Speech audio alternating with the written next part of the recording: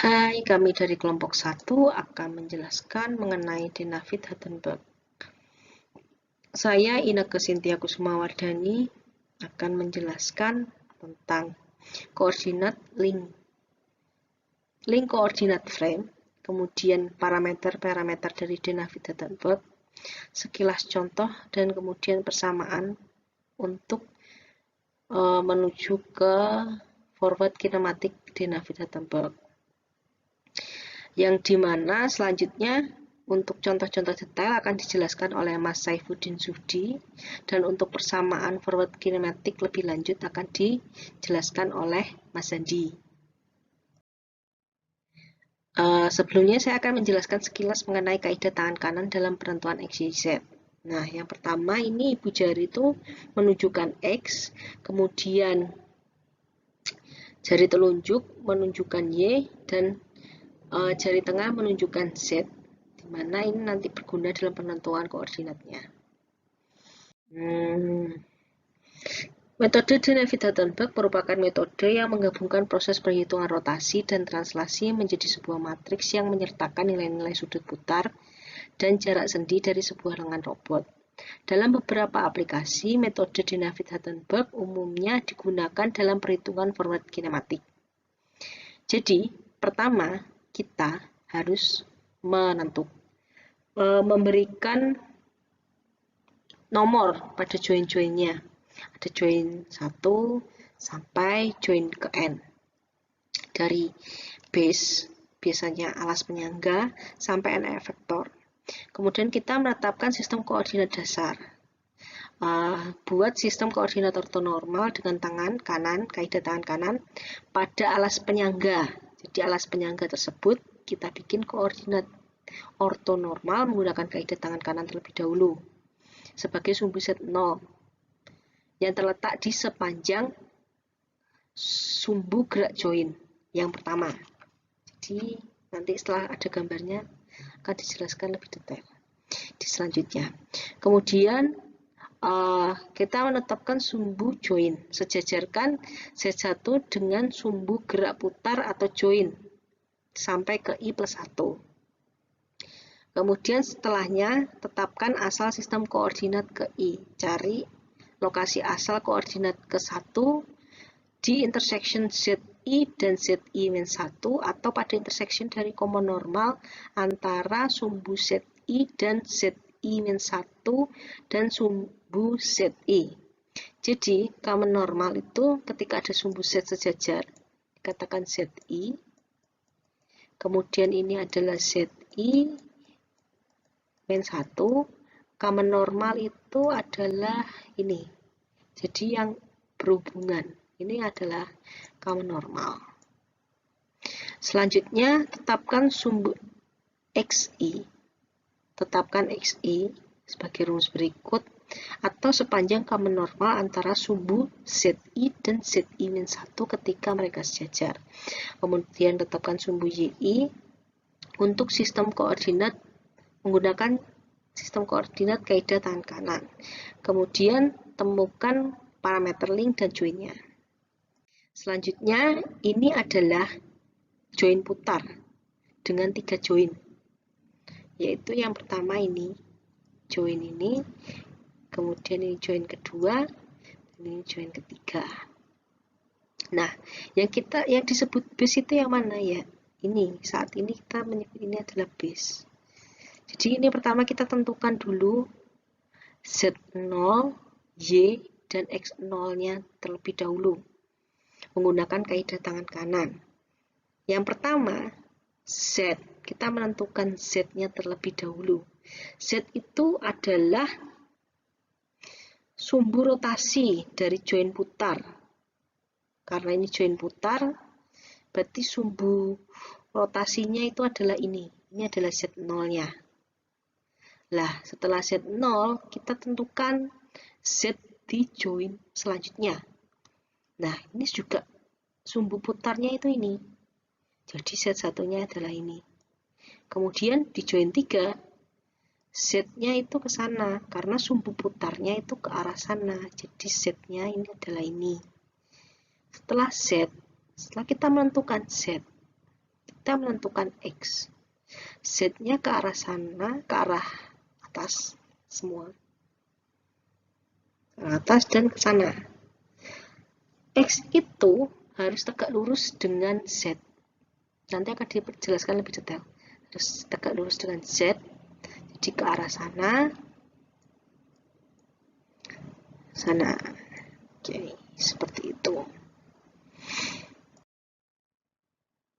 Nah, di sini tetapkan link koordinat frame. Untuk mendeskripsikan geometri gerak robot, kami menetapkan kerangka koordinat kartesius seperti berikut. Buat kerangka koordinat ortonormal menggunakan kaidah tangan kanan pada alas penyangga. Alas penyangganya ini, kita buat base-nya itu adalah ini. Z0-nya ini, tadi dijelaskan, kemudian sepanjang gerak join yang ini. Ini adalah sumbunya, sumbu geraknya ini. Sumbu rotasi join putar. Kemudian ZI diarahkan ke sepanjang join. Jadi kita cari Z-nya, Z pada sumbu rotasi join putar di join 1, 2, 3. Karena kita ada 3 join. Selanjutnya kita cari lokasi asal ke I di intersection Z dan ZI-1 atau di intersection common normal antara sumbu Z dan ZI-1 dan sumbu Z. Nah, jadi ZI-1 sejajar dengan ZI. Maka XI dapat ditentukan sewenang-wenang. X ini bisa dipilih bebas sebenarnya.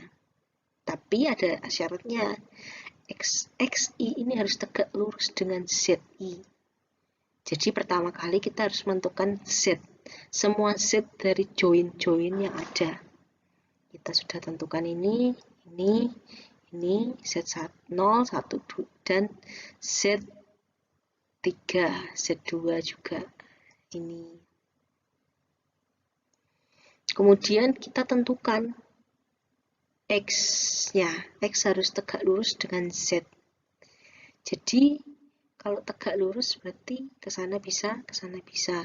Cuma di sini, kan kalau ke sini nanti jatuhnya sejajar sama Z3. Jadi, X0-nya ke arah sana. Jadi, jadi X-nya itu ke arah sana. Seperti itu. Selanjutnya, kita tetapkan Y. Y itu sebenarnya bebas, tidak ditentukan, tidak ada penentuan, hanya menyesuaikan. Setelah kita ketahui Z dan X, kita tentukan Y ini dengan menggunakan kaidah tangan kanan. Nah, pada join pertama, Z-nya gini, Z, X, berarti Y-nya ke sana. Sama dengan untuk join 2, untuk join ketiga, untuk Z yang Z2 itu Z-nya ke sana, X-nya ke sana, Z. Ya, jadi Y-nya itu ke sini. Y-nya itu di bawah. Ya. Kemudian join yang ketiga itu Z-nya ke sana, X. Ya, gitu. Seperti itu. Kemudian berikut ini adalah langkah-langkah lebih detail dalam menentukan parameter DH. Jadi, sumbu Z adalah sumbu rotasi dari join putar atau sumbu translasi pada join geser. Prismatik, kalau join putar, berarti sumbunya itu kayak tadi. Kalau join geser, itu sumbunya sepanjang lintasan geserannya. Jadi ketika ini gini, berarti lintasannya ya ini. Pada sepanjang dia melintas. Seperti itu. Itu sumbu Z. Kemudian parameter DH diturunkan dari common normal antara dua sumbu. ZI-1 dan ZI berurutan. Seperti yang dijelaskan sebelumnya tadi. Jadi intersection antara ZI dan ZI min 1. Nah, ini. Nah, di sini ada contohnya ini. Ini. Kalau ini kan berarti yang di sebelah sini. Ini adalah common normalnya. Karena ini gini, kemudian gini.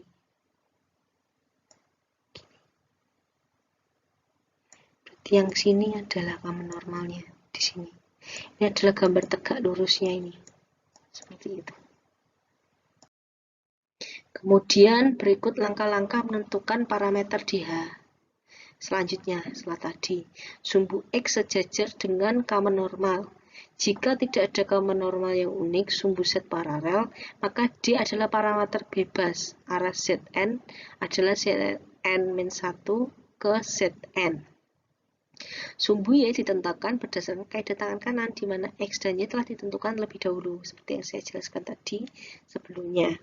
Kemudian sumbu X selanjutnya adalah kolinier dengan common normal di titik asal pada persimpangan selanjutnya. Seperti yang kita amatin ini adalah base-nya. Kemudian ini adalah arah rotasinya, arah putarannya seperti ini. Di sini adalah D-nya tuh ini. Ini adalah theta. Ini panjang A. Kemudian ini putarannya tadi.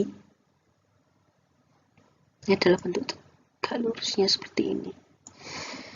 Base-nya, kenapa ini bisa dikarenakan unique common normal? Seperti tadi, ketika ini lurus, ini akan arahnya, nanti ini arahnya yang kedua akan ke sana. Kemudian ini, jadi ini disebut common normal, seperti itu. Selanjutnya, langkah menentukan parameter DH. Jadi D ini kedalaman sepanjang sumbu Z. Kalau theta ini sudut yang mengitari Z sebelumnya. Untuk menyelaraskan X dengan frame selanjutnya. Kalau A I-1 adalah jarak sepanjang sumbu X yang berputar pada XI-1, bisa juga dikatakan jari-jari putar yang mengelilingi Z sebelumnya. Kalau alfa ini berputar mengelilingi sumbu X. Selanjutnya XI untuk menempatkan ZI dalam orientasi yang diinginkan. Untuk lebih detailnya akan dicobakan pada contoh selanjutnya. Setelah ini. Kemudian link dan join parameter.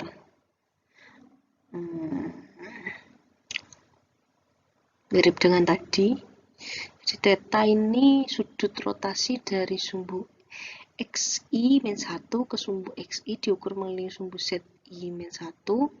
Ini adalah variabel join jika join I berputar. Jarak join DI, jarak join DI, ini adalah jarak dari sumbu XI-1 ke sumbu XI diukur mengelilingi sumbu ZI-1 jika joinnya prismatik. Panjang link AI-1 adalah jarak intersection sumbu ZI-1 dan sumbu XI ke asal sistem koordinat ke I sepanjang XI atau jarak dari ZI-1 dan ZI diukur sepanjang XI-1, radius putar XI-1. Kemudian alfa. Oke, yang pertama ini adalah theta. Theta ini theta 1, theta 0, theta 1 dan theta 2. Kemudian untuk DI, jarak koordinat I-1 ke intersection ZI-1 sepanjang XI sepanjang ZI-1. D ini lainnya 0, yang ada cuma di 2 ini pada join 3. Kemudian untuk A ini 0, untuk join ketiga 0, yang ada adalah A0 dan A1. Kemudian untuk alfa ini 0 karena ini tegak lurus. Kemudian karena ini 90 derajat minus 90 derajat. Kalau di sini, ini ada 3 join juga, sama seperti tadi, tapi ada sedikit yang berbeda.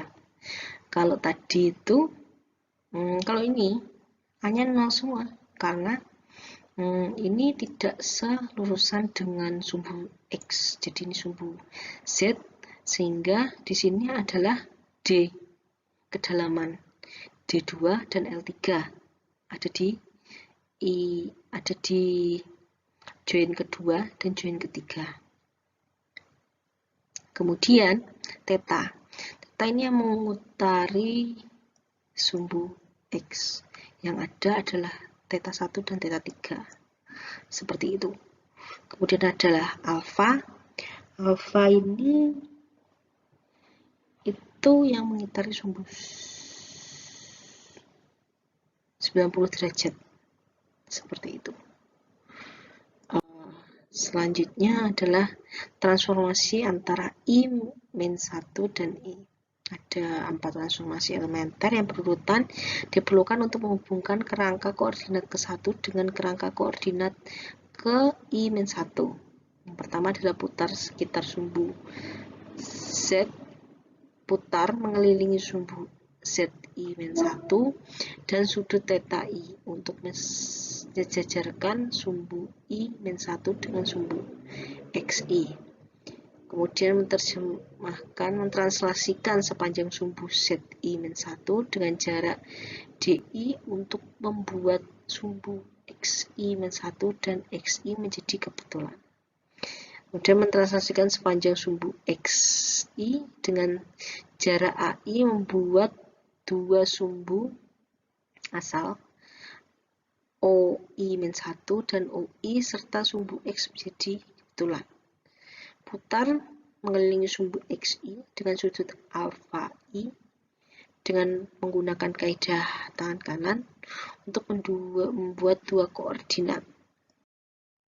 Nah, seperti ini. Ini adalah matriks matriks de Navier-Steenberg sekilas adalah sebagai berikut. Ini adalah matriks yang homogen. Ini adalah source koordinat dan ini adalah reference koordinat. Nah, di sini adalah persamaan kinematik. Persamaan kinematik sekilas, persamaan kinematik. Format kinematik yang pertama adalah memberikan variabel join, posisi dan orientasi pada efektor, kemudian matriks homogen Tn0, di mana ini adalah posisi vektor, kemudian ini adalah orientasi matriks, seperti itu. Berikut adalah catatan dari de Navier-Steenberg yang sudah dijelaskan sebelumnya. Intinya, untuk menetapkan sistem koordinat, itu pertama adalah menentukan Z. Z di sepanjang sumbu join, di mana jika itu adalah join putar, maka sumbu join berada di sumbu rotasi. Ketika sambungan itu adalah sambungan prismatik, sumbu join berada di sumbu translasinya. Kemudian pilih XI, di mana XI itu tegak lurus dengan ZI dan ZI-1 yang mengarah pada sendi berikutnya terhadap bidang perpotongan. Kemudian pilih YI untuk melengkapi sistem koordinat dengan menggunakan kaidah tangan kanan. Namun, sumbu Y ini tidak digunakan dalam de Navier-Steenberg, sehingga biasanya tidak terlalu diperhatikan, karena kadang malah justru akan menimbulkan kekacauan. Kemudian parameter dari de Navier-Steenberg ini adalah AI-1 pada jarak dari ZI-1 ke ZI pada sepanjang XI-1. Kemudian adalah alfa I-1 itu adalah sudut dari ZI-1 ke ZI sekitar X pada mengelilingi XI-1. Kemudian DI itu adalah jarak dari XI-1 ke XI pada sepanjang ZI. Kemudian ada theta I itu adalah sudut dari XI-1 ke XI mengelilingi ZI. Selanjutnya akan dijelaskan oleh Mas Zandi dan Mas Yudi. Sekian, terima kasih dari presentasi saya. Terima kasih. Oke, tentunya telah dibahas di slide-slide sebelumnya tentang frame axis ya di setiap joinnya. Sini kita akan mengoverview singkat parameter-parameter apa yang terdapat di setiap join. Nah, kita lihat di gambar ini. Kita lihat. Nah, ini. Kita ke pen dulu. Ada beberapa parameter yang ada pada setiap joinnya, yaitu adalah sumbu di setiap joinnya. Ada sumbu X, Y, dan Z. Nah, selain itu ada beberapa parameter, yaitu berupa sudut putar. Nah, ini sudut putar. Ada sudut putar. Tinggal biasanya nanti akan dijelaskan lebih lanjut di bawah ini. Ini parameter lainnya yaitu biasanya itu disebut Q1. Ini sebenarnya Q1 semua. Q1. Penentuan ini tentunya sudah dibahas bahwa Z itu akan searah dengan sumbu putarnya. Ini kan mesti putar sana. Nah, berputar sana. Jadi ini searah sumbu putar. Dan X itu dapat ditentukan dengan searah dengan linknya. Ini linknya di sini berarti X-nya ke arah sini. Nah, selain ketiga parameter itu ada parameter lain sebagai parameter masukan tentunya ya. Nah, kalau robot bergerak itu mesti akan menimbulkan suatu efek yaitu sudut, ya kan, sudut berputar dan sebagainya. Kalau itu ada joinnya, kan join ada dua, ada revolute dan prismatiknya. Dia revolute itu kayak ini, dia berputar mesti theta karena dia membentuk suatu sudut, karena revolusi ya, berputar di porosnya. Ini revolute. Nah, ini nggak ada, mungkin ini prismatik ya kan. Dia dapat oh ini ada, ini berarti ini dia berputar. Join revolute. Nah, terus ada lagi join prismatik. Prismatik itu geser. Jadi misalnya ini sumbu pertamanya dia dapat bergeser sana. Nah, ini. Bergeser, makanya D distance. Bergeser, dia nggak berputar, tapi bergeser kan gitu, berbeda. Join yang bergeser seperti apa ya, pintu, rolling door dan sebagainya itu kan bergeser. Nah, itu akan membuka tutup, itu kan menggunakan join prismatik itu kan ya. Oke. Nah, di dalam sebuah join parameter dapat inputan tadi Q1 tadi. Maka suat A1 ini disebut sebagai transformasi metrik homogenis metrik dengan inputan Q1 ini. Q1 dapat berupa theta atau D distance kan tadi. Yang itu sebagai transformasi akan menjadikan transformasi metriknya. Jadi ya Q-nya ini dimasukkan kayak fungsi itu kan, X-nya berapa, dan tapi ini masukkannya theta atau D. Nah, homogeneous transformation metric ini terdapat mengekspresikan sebuah posisi dan orientasi pada suatu join. Ya, yang disebut dengan A1 ini. Seperti itu. Jadi A1 itu kalau dibalik ada terdapat posisi dan orientasi.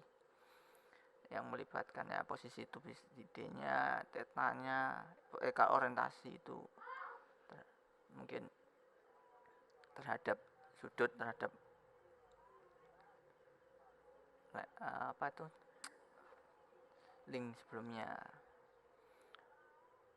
Nah, ya ini cuman gambaran bahwa homogeneous transformasi itu mengekspresikan sebuah posisi dan orientasi yang biasanya disebut A1 gitu. A1. Jadi di tiap ini ada satunya, di tiap joinnya itu ada matriksnya seperti itu. Jadi di tiap join jumlah join itu mesti lebih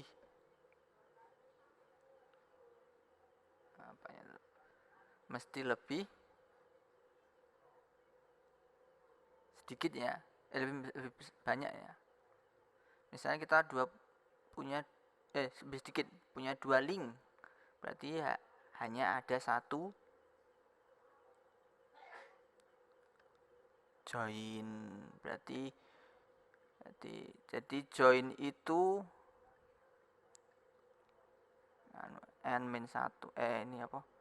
Link -1. Ini link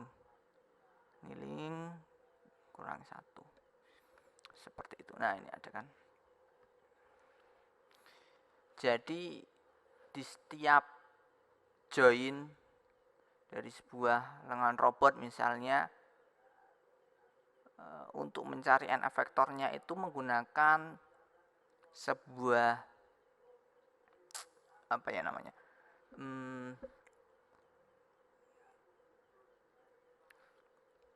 metode kinematic chain. Jadi untuk menentukan n efektornya, jadi ujung misalnya jari robot, nah lengan kan ujungnya jari tuh, jari-jari robot, nah itu n efektornya itu adalah jari-jari robot. Untuk menentukan lokasi dari jari-jari robot itu menggunakan metode kinematic chain ini. Nah, tadi sudah sebutkan bahwa A1 ini merupakan homogeneous transform matrix di tiap joinnya. Jadi kinematic chain itu adalah perkalian semua homogeneous transformation matrix di semua joinnya. Jadi kalau ada join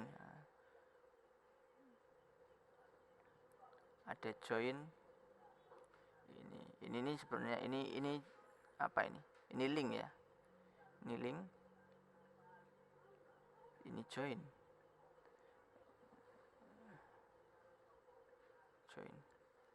Nggak mungkin joinnya lebih banyak daripada linknya kan. Seperti itu sampai join berapa? Ini IJ-nya ini join.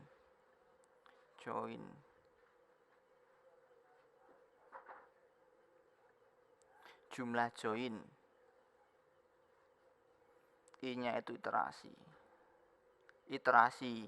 Jadi I-nya ini J-nya itu total join, I-nya itu join iterasinya. Jadi join pertama, kedua, 3 kan. Sampai J total semua joinnya. Jadi semua join dikalikan, didotkan ya ini akan menghasilkan T1 homogeneous transformation matrix.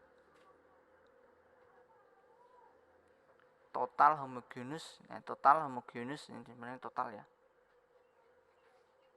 Homogeneous transformation matrix. Nah, itu sebagai dasar untuk menentukan AI untuk yang AI. Apa tadi? AI ini transformasi matrix tadi itu seperti itu. Ini cuman dasarnya adalah kinematic change nanti di DH itu. Jadi DH itu nanti akan menggunakan kinematic change juga. Cuman penentuan AI-nya itu akan dibahas di slide berikutnya ini. Nah, AI dalam Danavid-Hartenberg. Jadi transformasi metrik di setiap join Danavid-Hartenberg itu memiliki 4 parameter. 4 parameter. Parameter. Apa saja? Pertama adalah RZ. Ini pertama, kedua ini, ketiga ini, keempat ini. RZ theta I adalah rotasi di sumbu Z dengan sebuah theta ini, sebuah sudut itu. Gitu kan. Trans itu translasi di sumbu Z dengan distance tertentu, gitu kan. Trans X itu adalah translasi di sumbu X, jadi ini sumbu X terus dengan A1 atau link twistnya, bukan A1 itu link lengthnya, panjang lengthnya sekian gitu. Oh ini salah, ini ada revisi, ini harusnya R, ini R ya, di rotasi X alpha 1, ini bukan trans tapi rotasi di sumbu X dengan lengthnya link twistnya, ini alpha ini A, beda ya, ini alpha ini A ini alpha. A itu link length pada join I, alpha itu link twist pada join I. Nah, theta itu join angle dan D itu link offset. Nah, ada 4 parameter ini. Nah, kita tidak akan mengulas tentang bagaimana mendapatkan itu, cuman kita akan sebagai end user menggunakan ini dan mengaplikasikan ini di dalam penentuan join dan diaplikasikan misalnya pada robot ya. RZ theta I. Nah, RZ theta I itu ini matriksnya. Terus transnya ini yang trans X A1 dan ini RX alpha 1.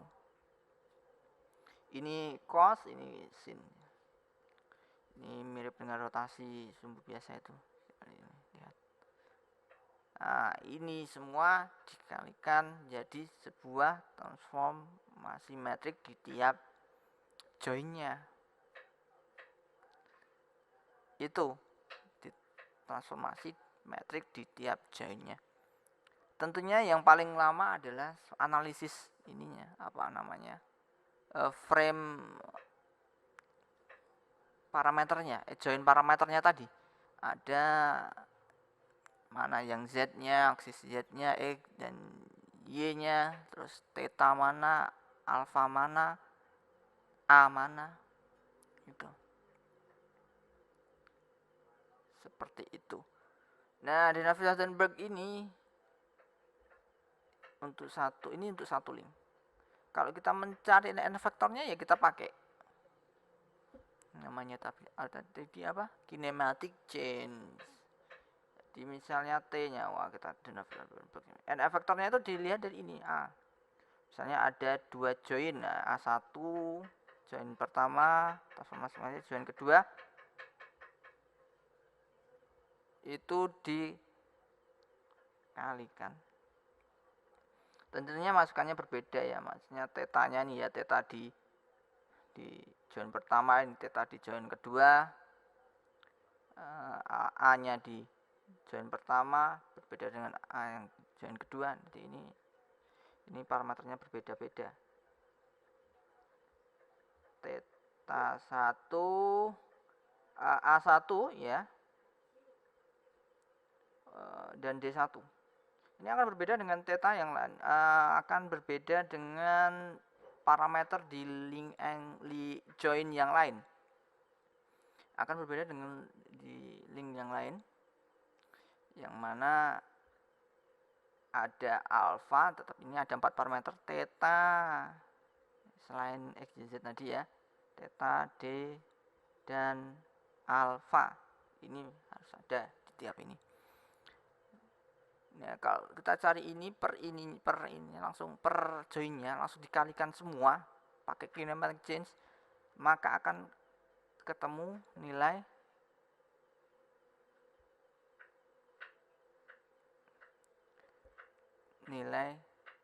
tetanya. Kalikan semua kinematic change seperti yang ini tadi akan menjadi menemukan tetanya.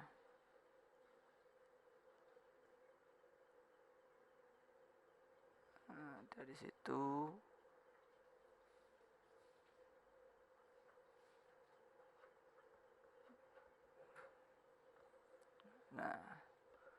beberapa parameter yang dijelaskan dalam Donavit-Hardenberg, ada beberapa parameter yang harus dilihat, yaitu ada theta, alfa, D, dan A. Dimana kita lihat di sini dalam gambar ini bahwa A adalah link length. Link length adalah misalnya kalau lengan robot itu ada lengannya, panjang lengannya, itu sebagai A. Nah, ini A seperti ini. Seperti ini A. Untuk joint angle itu jelas bahwa joint angle adalah sudut yang dibentuk dari sebuah link. Nah, ini kan link. Atau angle rotation dari X. Nah, X-nya kan ini, linknya kan ya. Karena udah parameter yang lain. Terhadap Z-aksisnya yang sebelumnya. Oke, terus selanjutnya adalah AI. AI ada distance ya udah tadi ya. DI. Oke, DI. DI adalah kan distance. Ini adalah distance juga dari I1 join yang sebelumnya. Nah, ini nanti jadi ini I join sebelumnya itu. Nah, ini nanti di slide berikutnya akan jelas, nanti dijelaskan di slide berikutnya. Link twist. Oh, ini gini Mas. Kalau yang D ini di sini ada enggak ya? Oke, di sini ada. Lebih enak dilihat di sini. D-link offset ya. Link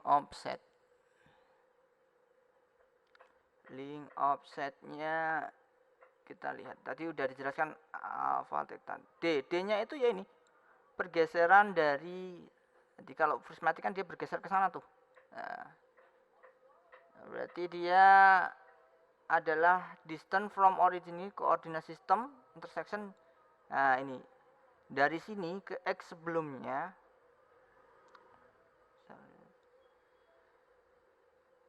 intersection Z. Jadi intinya pergerakan ini terhadap along the Z aksisnya ini. Z1 aksis X1 dengan ini. Jadi ini adalah pergerakannya lah ibaratnya kalau prismatic itu.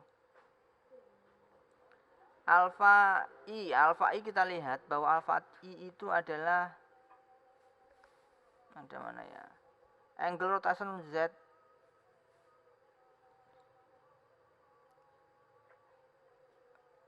Oke. Angle rotasi yang dibentuk oleh X1 X sebelumnya ini.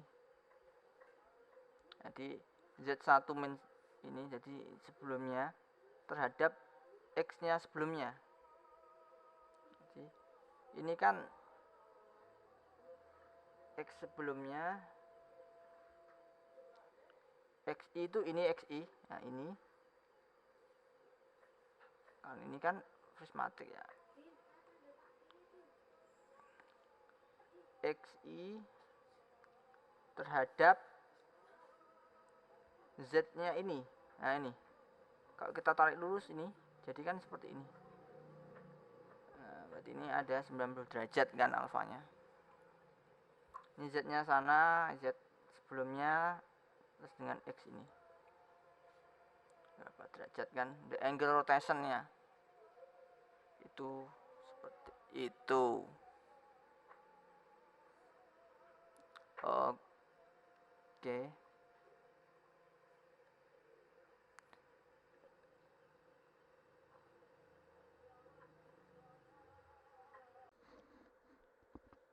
Oke. Yang terakhir adalah dari perhitungan Dinaffit-Hattenberg yang menghasilkan T seperti tadi ini.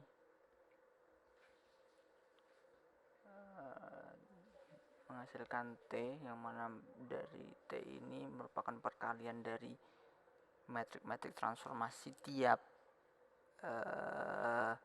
joinnya yang sebagaimana merupakan metode kinematic change didapatkan TI ini.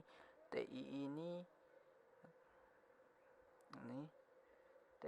ini yaitu perkalian tadi A1 sampai C, A1 sampai C. Nah, hasil perkalian itu akan membentuk suatu matrik seperti ini. Nah, matrik seperti ini jadi dikalikan semua matriksnya A1, A2, A3, di mana A1, A2, A3 sudah dijelaskan sebelumnya cara perhitungannya. Nah, outputnya berupa posisi koordinat. Jadi ada matrik yang berupa posisi sini, di sini matriknya akan berubah seperti ini. Yang mana sini ada angka, tapi yang paling penting kita lihat adalah di bagian ini. Nah, kita clear dulu, clearnya mana ya clearnya?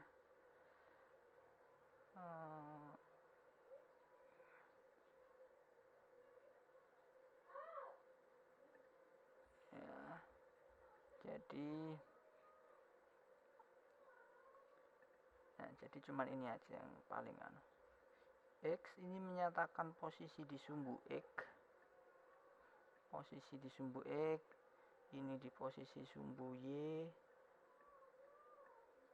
dan ini di posisi sumbu Y dari N efektor.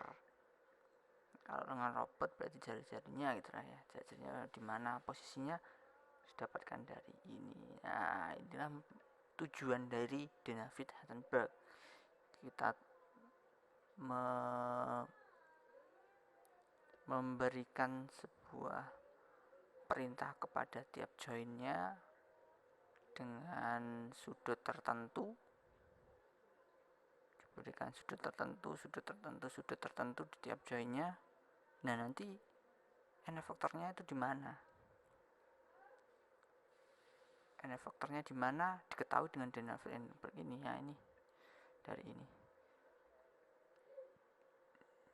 Jadi kalau pada lengan robot itu siku, terus pada join di ketiak ini, terus pergelangan tangan, ini sudutnya berapa, kita tentukan semua join-joinnya, terus nanti jari-jarinya kita menunjuk di mana.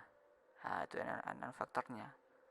Jadi posisi join N efektor itu diperoleh dengan metode Dinaffit-Hattenberg ini. Begitu tujuannya seperti itu. Oke. Selanjutnya saya akan menjelaskan terkait contoh penyelesaian pada Dinaffit-Hattenberg. Pada layar sudah tampil contoh rangkaian lengan robot untuk nanti selanjutnya diselesaikan dengan perhitungan Dinaffit-Hattenberg. Pada rangkaian robot yang tampil pada slide tersebut terdapat 3 lengan robot. Yang pertama adalah lengan robot lengan merah, yang kedua lengan kuning, dan yang ketiga adalah lengan hijau. Rangkaian robot juga memiliki 3 buah link, yakni link di sini diberi warna abu-abu, Yang pertama adalah link pada dasaran base rotation pada lengan pertama. Selanjutnya link yang menghubungkan lengan pertama dengan lengan kedua, dan yang ketiga lengan yang berikutnya adalah link yang menghubungkan lengan kedua dengan lengan ketiga. Dinamik Hartenberg ini digunakan untuk menghitung titik koordinat atau titik posisi terakhir keberadaan n efektor. N efektor sendiri adalah ujung dari lengan ketiga. Pada hal ini adalah lengan berwarna hijau. Koordinat robot juga memiliki sumbu-sumbu. Awalnya pada umumnya dengan 3 dimensi, sehingga ada X, ada Y, ada Z. Untuk gambarannya adalah sebagai berikut. Untuk sumbu Z-nya adalah menunjuk ke atas untuk positifnya, sumbu Y arah ke kiri positif, dan selanjutnya adalah sumbu X positif. Tiap link akan dikenai sudut putar dengan nilai tertentu, sehingga sudut putar tersebut akan mempengaruhi di mana letak atau di mana posisi koordinat terakhir dari n efektor. Sudut putar tersebut disimbolkan dengan theta, di mana theta ini akan bernilai positif jika arah gerak linknya adalah ke arah berlawanan jarum jam, sedangkan akan bernilai negatif jika ke arah jarum jam. Setiap lengan juga memiliki nilai panjangnya juga yang mempengaruhi keberadaan terakhir n efektor pada lengan robot.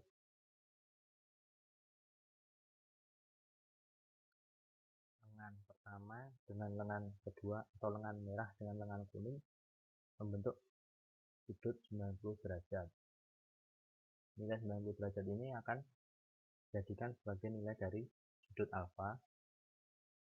Selanjutnya lengan kuning dengan lengan hijau membentuk sudut sebesar 45 derajat. Yang ini merupakan nilai dari alfa. Untuk selanjutnya, dengan menggunakan nilai, diketahui panjang lengan merah adalah 10 meter, panjang lengan kuning 8 meter, dan panjang lengan hijau adalah 12 meter. Seperti yang disebutkan sebelumnya, nilai alfa 1 ini adalah sudut yang dibentuk antara base robot dengan lengan merah. Nah, ini masih gak lurus, maka dia 0. Selanjutnya lengan merah dengan lengan kuning membentuk sudut 90 derajat. Lengan kuning dengan lengan hijau membentuk sudut sebesar 45 derajat. A1, A2, A3 memiliki nilai yang sama, yaitu 0. A di sini merupakan nilai dari panjang buah link. Karena pada kasus ini link tidak memiliki panjang, hanya sebagai penghubung, maka nilainya adalah 0. Selanjutnya untuk sudut yang dikenakan terhadap link, yakni sudut putar maupun sudut gerak, yakni yang pertama sudut theta 1 sebesar 30 derajat, sehingga lengan warna merah akan dikenai perputaran terhadap sumbu Z sebesar 30 derajat. Selanjutnya lengan atau link kedua dikenai sudut sebesar 60 derajat, sehingga nanti lengan warna kuning akan bergerak melawan arah jarum jam. Dan selanjutnya theta 3 merupakan besaran sudut yang dikenai terhadap link ketiga, sehingga lengan warna hijau akan bergerak berlawanan jarum jam sebesar 15 derajat. Untuk menyelesaikan contoh kasus ini, kelompok kami melakukan penyusunan program dengan menggunakan Python. Berikut untuk scriptnya. Nah, kami pertama menggunakan package library NumPy, terus menyusun fungsi translate, transx, z, lalu x. Seperti yang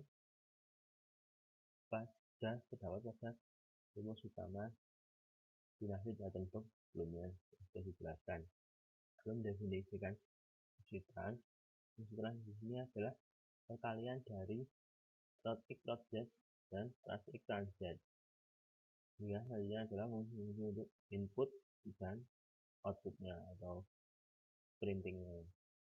Baik, kita coba yang pertama. Jauhnya kita ada 3, terus panjang link 0, panjang D nya kita 10 meter. Untuk yang merah bedanya kita 30 derajat. Ini untuk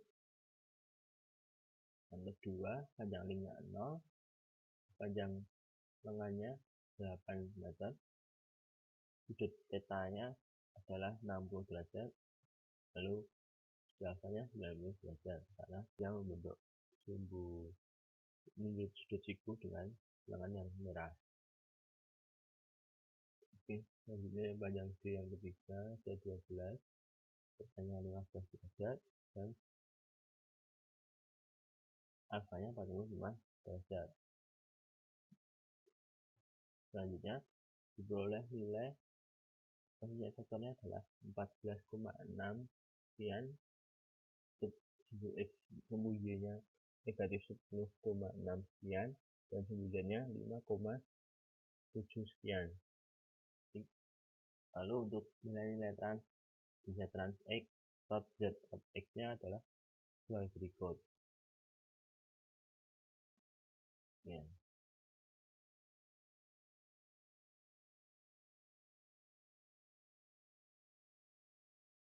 Baik, sekian untuk presentasi kelompok kami. Terima kasih atas waktu dan perhatiannya. Wassalamualaikum warahmatullahi wabarakatuh.